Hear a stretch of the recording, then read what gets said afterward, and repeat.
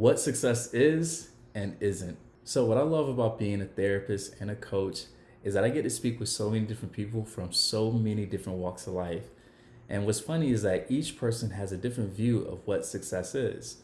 And for me as a therapist, it's my job to not be attached to any specific definition for them, but to allow them to fill out the lines, to fill in the blank spaces of what they believe success is.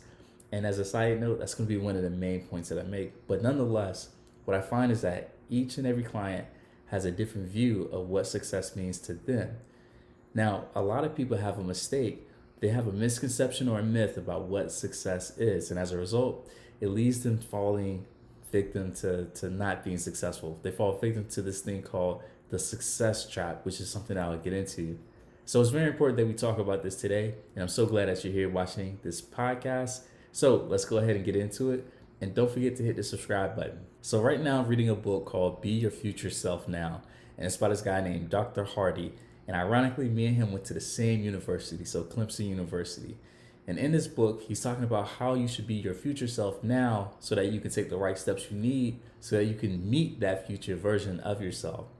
And one thing that he mentions is that when it comes to success, okay, and this is the first main point that I want to make, he says that success is your ability to take the life that you imagine in your mind and making it a reality. It's being true to your authentic self. Now, what's great about this definition is that it's not tied to any goal, any reward, or any number in your bank account. And I'll give you an example because I really want you guys to think about this. So when it comes to success, there are people who are more successful, but yet have less money in their bank account. There's people that is more successful, but yet has less recognition and less fame. And for those that are listening, even less followers on social media, because that's a big thing now. So think about it like this. The man who is married to a wife, and they both, let's say, make $80K a year, have 2 kids, both of them work 40 hours a week, and if that man is able to, let's say, go on 2 vacations per year, right? Let's say he's able to contribute to his 401k, but also maybe buy some stocks on his own. But also, he's able to go to his sons and daughters' basketball game, cheerleading practice, volunteer on field trips. In other words, he's able to be present. If that was the view that he had of what success is, and his ability to match it guarantees and it shows that he's actually more successful than a person who wants those things, but yet isn't married, working 80 hours a week, right? Let's say they make 6 or 7 figures. Let's say 7 figures, right? Don't have any kids, all these different things, right? And let's go even further. Doesn't have a relationship with, let's say, their father, their mother, right? Whatever it is that they're hoping to have. This is where success knows no bank account. Success knows no rewards. Success is you taking the image that you have in your mind and being able to reproduce it right here, right now.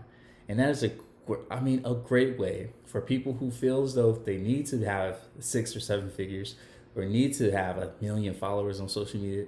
For people that believe that they need to have these things in order to be successful, I'll tell you, you're using the wrong metrics in order to define what success looks like for you. Main point number 2. So success is not a one-time payment, but rather it's something that you have to pay each and every day.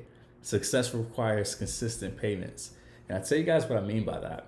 So right now, my marriage is a success. Right now, my business is a success. And right now, even this podcast that I'm speaking to you right now is a success. But what keeps it a success? Well, if I stop doing the things that got me here, my business, my marriage, and this podcast, it will stop from being a success and end up being a failure, being something that I deeply regret. And that's what I want people to realize is that success is not something that you do once and that's it, right? I think maybe one of the only places that exists is when someone in sports retires and they won a championship. But in life, there's not too many things that we can retire from until, we take that last nap, if you will. But nonetheless, a lot of the things that you want out of life, you can have them, yes. But to think that once you get it, you don't have to do any other work, it is a myth. Success requires consistent dedication. And if you're not willing to put in that type of work, you won't have the success that you're looking for. And believe it or not, that is actually a big reason why people are afraid of success. Because it's like, well, when I have 1 million followers, when I have, let's say, 1,000 people subscribe to my membership, right? When I have, let's say, 10,000 people on my email list, whatever the number is, you have to maintain it. And maintaining it is really where the work relies. And for some people, that price is just too high to pay. So as a result, they don't make the down payment. They just say, you know what? I'm gonna just keep looking. And looking for success looks like procrastination, wishing, hoping, or even being jealous that someone else is doing the very thing that you said you wanted to do. So stop looking, go ahead and put that down payment on, and let's start making those monthly payments. And when it comes to success, they're not monthly. Trust me when I say they're daily deposits.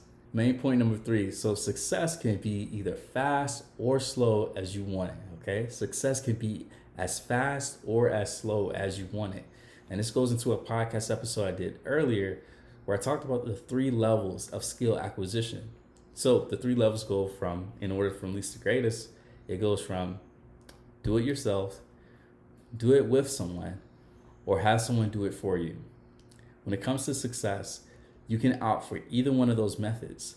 And one can say, if you go through all 3 of those, it'll give you a well-rounded view of what it takes to make this specific thing work. So let's take my podcast, for example. Right now, I'm doing it myself. I'm getting to know who I am, get to know my voice, get to know my style, if you will, and even getting to know how Facebook, YouTube, all that stuff works. But when I'm ready to work with someone, it's going to make it easier for me to communicate what it is that I need from them, what it is that I'm looking for, because I've done it myself already. And then this last stage, oh man, I can't wait to get to, is when I'm having people do things for me, like the editing, the thumbnail, the descriptions, all that stuff. But trust me when I say there's value. There's a lot of value. There's a lot of benefit through going through the ladders. Now, you don't have to, but trust me when I say it. If you want success to be fast, you need to get to those upper 2 levels and get out of the first level. Now, the thing is that when people are very scarce with their money, their resources, they tend to stay on the first level, the do-it-yourself level. So this is where maybe you go and you buy the books, you go and you buy the course, right? And you're trying to be everything for this one goal that you're trying to accomplish. And as an entrepreneur, trust me when I say, you need people to do something yourself, solely by yourself. You're setting yourself up for, honestly, stress, and one could probably even say failure, if you will. You know, Myron Golden, who's a great entrepreneur, you may know him, he says success loves speed. He says money loves speed. That's really the same. But what I want to tell you is that success loves speed, okay? Because here's the thing, the ideas that you have, if you're not careful, because I've seen this with one of my clients who's in tech, if you're not careful, your bright ideas will become dull ideas and be a thing of the past if you're not able to move quickly. So again, success could be as fast or as slow as you want it. Make sure you're investing in yourself and you're hiring help in order to make this success a fast-paced process. Main point number 4. So success doesn't have to be big in order for it to be appreciated. All right, success does not have to be big in order for it to be appreciated. I kid you not. This last Sunday, I did a podcast that I didn't feel like doing. So believe it or not, sometimes I get on this mic, I get on this camera, and there's podcasts that I don't feel like doing. But because I value what I do, because I know what it will do for me and for you that's listening, I get up and I do it anyway. So on the day I didn't feel like doing the podcast, on the day I didn't feel like editing it and scheduling it, I did it. And what's funny is when I posted it, 12 hours later, literally 12 hours later, it ended up being my best podcast that I've ever done. And that's amazing, guys.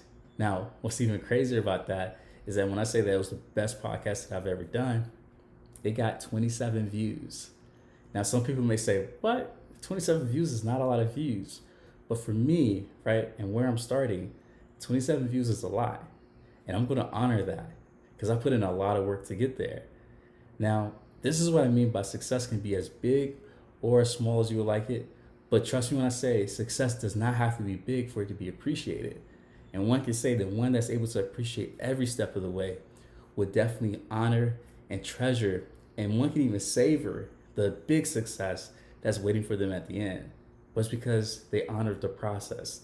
They fell in love with the process. That's why honoring and loving the small successes, celebrating the small successes, is just as important as celebrating the big ones.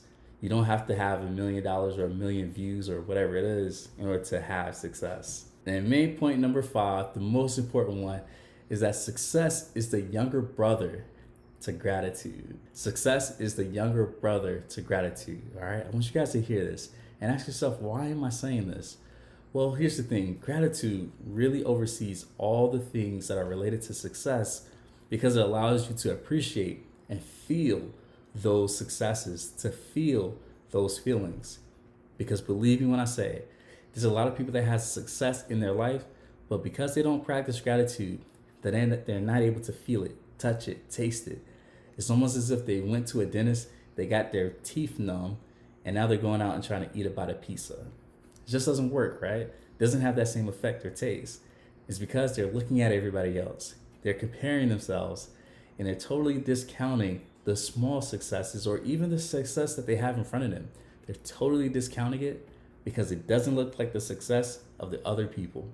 So when you practice gratitude, and here's the thing, gratitude will actually increase the feelings of success, but also the amount of successes that you have, because that gratitude is going to give you the motivation to get up the next day and take action. So again, gratitude is by far one of the most important components when it comes to success because it allows you to soak it in. It allows you to take the motivation and the lessons that you got from it and apply it the next day. It's kind of like compounding interest if you really want to think about it. So again, success is the younger brother to gratitude. So with that being said, let me summarize these main points of what success is and isn't. So success is your ability to take the life that you imagine for yourself and making it a reality. You can be more successful than people who have more money than you. Believe me when I say that. Success is not a one-time purchase. Okay, so this is my second point. Success is not a one-time purchase, but it is a consistent payment that you have to make. When you stop making that payment, your success will be foreclosed on. Okay, so make sure you're keeping up with those payments. Next, success can be as fast or as slow as you want it. And if you want to speed up your success, you need to make sure that you are investing in the upper levels of skill acquisition. Fourth, success doesn't have to be big in order for you to appreciate it. So make sure you take time to really savor what you're doing and give yourself props. And then also fifth and the last point, success is the younger brother to gratitude. So again, make sure you subscribe to this podcast. This is Coach Wells. I'm a licensed therapist, and thank you for checking us out.